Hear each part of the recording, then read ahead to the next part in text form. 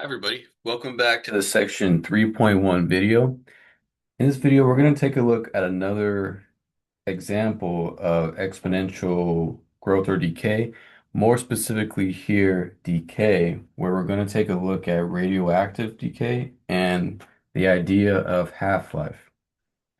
Okay, so what is half-life? Half-life is a measure of stability, and half-life is really how long it takes for one half of the atoms in an initial amount to disintegrate into atoms of a more stable element or isotope. So here's a couple examples of a half-life. Let's look at radium. The half-life of radium is approximately 1700 years. So in 1700 years, one half of a given quantity of radium is disintegrated and it turns into radon uh, Rn-222. Let's look at another one. So uranium isotope, okay, the half-life is approximately 4.5 billion years. And carbon, C12, half-life is 5,730 years. So we're trying to see how long it takes the initial amount to disintegrate, okay? One half of the atoms. So how do we do that with a given problem? So let's look at example 2 right here. We're going to check out a half-life problem. This is like an exponential decay problem, but let's check it out. So a breeder reactor converts relatively stable uranium-238 into the isotope plutonium-239.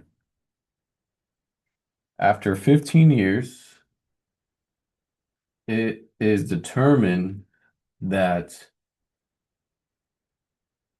0.043% of the initial amount, A naught, of the plutonium has disintegrated.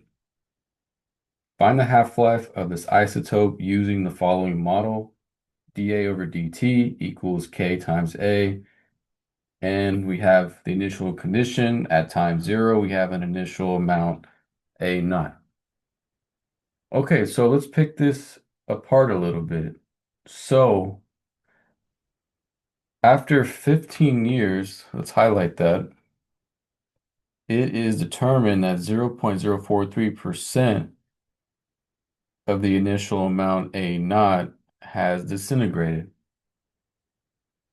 So what does that tell us? This tells us that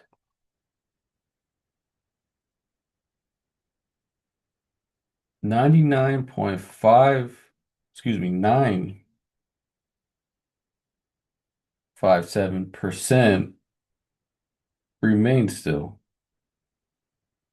Okay, so if 0.043% has disintegrated, that means 99.957 remains still of the isotope. Okay, so how do we write this as in a given condition? So after 15 years, we still have 99.957%, but remember, that's a percentage. We needed a decimal. So this is saying 0.99957 of that initial amount still remains. So this is an initial condition, not initial condition, but a condition we can work with to figure out what is being asked of us. Okay, so let's go ahead and figure this out. So solution to this problem that let's write a couple things down. We know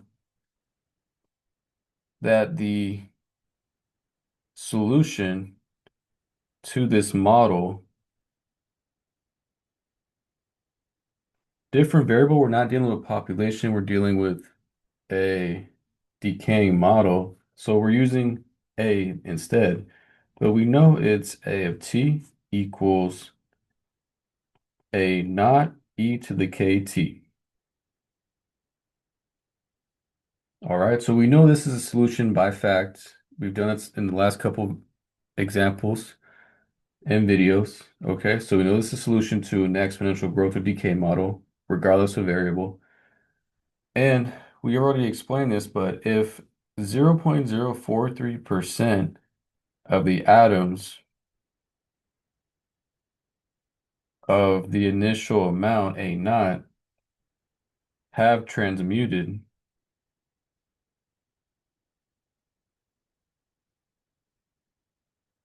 meaning disintegrated in a fancy word, but then 99.957% of the substance remains.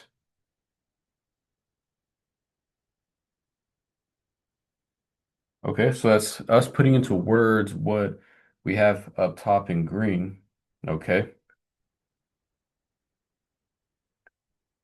so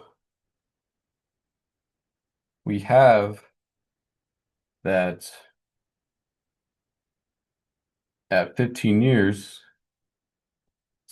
0.99957 A naught of the substance remains. So we're going to use this to figure out what K is.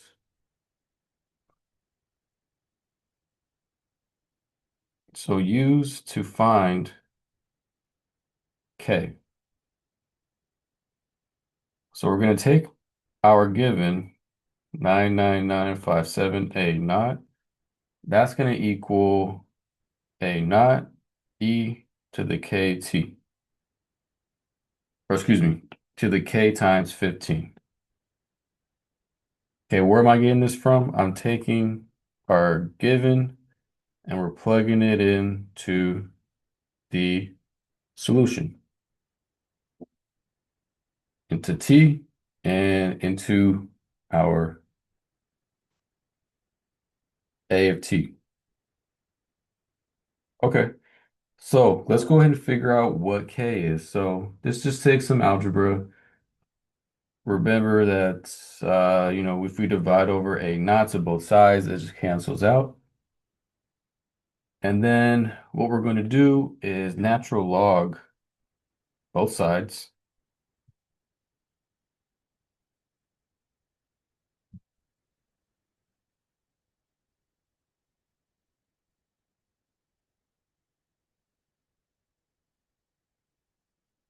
K times 15. And natural log and E cancel out.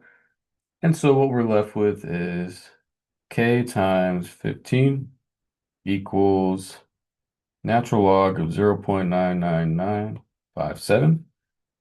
And we're going to divide both sides by 15. And I'm going to rewrite it like this, or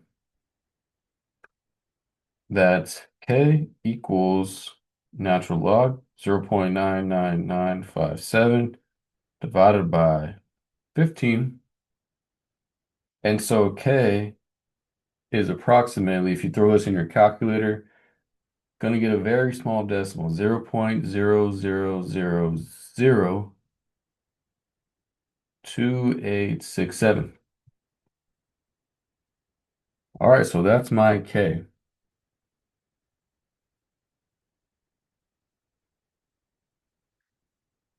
So if we put this back into our solution right up here, what we get is A of T equals A naught E to the negative 0.0002867.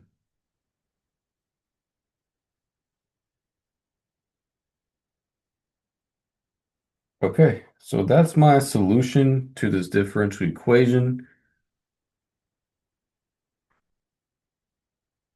And we're getting the T. One second. Forgot the T. But that's my solution to this differential equation. But that's not the question being asked. It's asking us to find the half-life of this isotope. So what does that specifically mean? So let us come back here, run out of room a bit on the notes, but let's move over to the right. We want to find the half-life of this isotope. So let's come back up here. Now, half-life is the time in which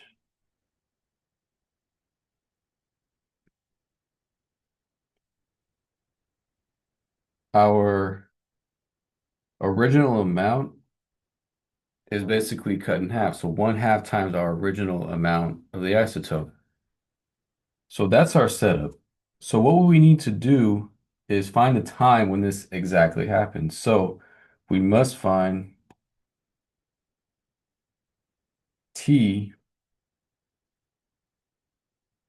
at this 1/2 A naught when we're at half-life.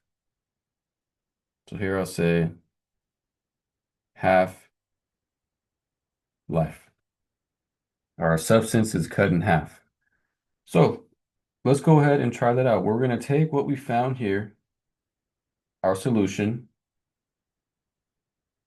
Okay, we're going to take this and we're going to plug in 1/2 A naught into our A of T. So what that would look like is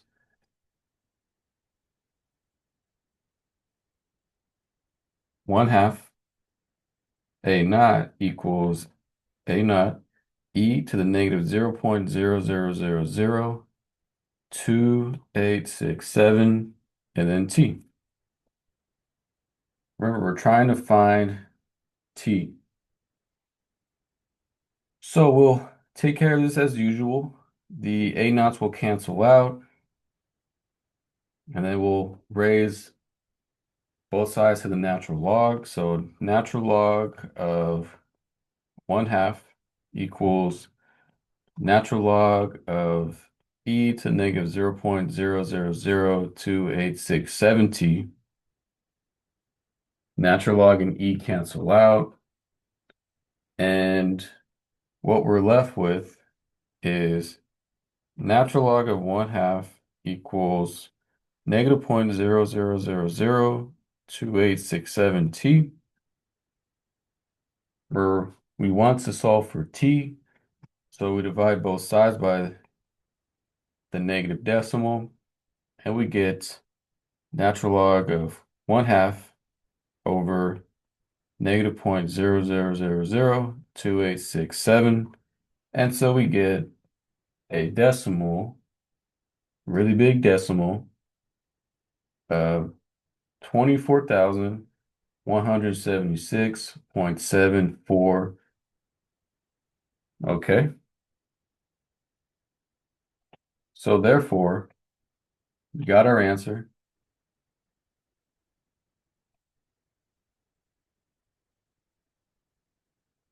The half-life of uranium-238 is 24,177, I'm going to round up a bit, years. Okay. So that's how we would find the half-life of a isotope or some other type of substance. Okay, so we did quite a couple things in this problem.